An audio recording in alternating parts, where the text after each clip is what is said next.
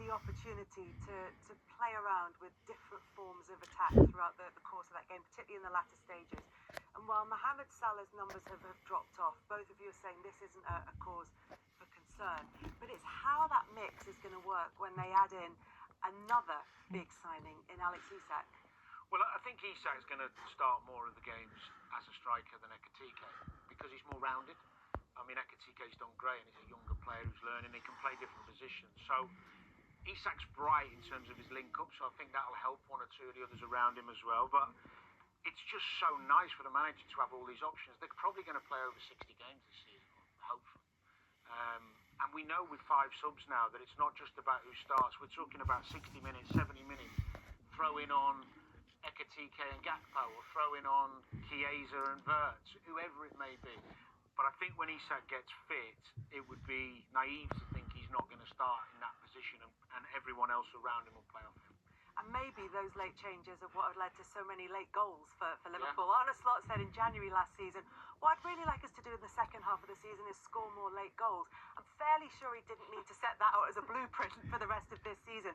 But it's happened in all 4 games so far. The 83rd minute or later is where the winning goal has come. For me, it just shows that the squad is doing all the right things. The substitutes, at times you think, should I go out there and warm up?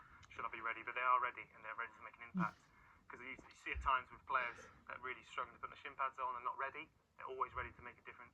Or sulking. It's working. They are, yeah. They don't have sulkers there. It doesn't look like. And it also comes back to the point that you made right at the very beginning, Danny, which is that it was a really good defensive performance from Burnley. Scott Parker said before this game, it's a very different Premier League than the one that Burnley were in last time they were here.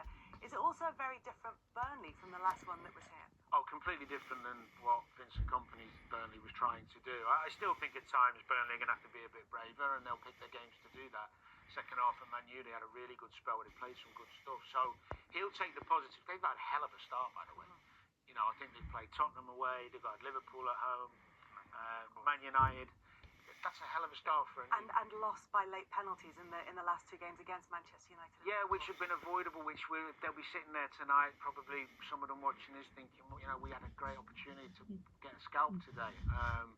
But there's a lot of hope for the new teams who've come up. I think they're all making a fight of it. It's going to be interesting. It could change the pattern, couldn't it? This three that come up. Is it because of their resilience? I think so. I think there's no signs of, obviously, Burnley have been keeping a lot of clean sheets, of course, but going to have to score a lot more goals. Now, Liverpool and Manchester City will be in European action this week.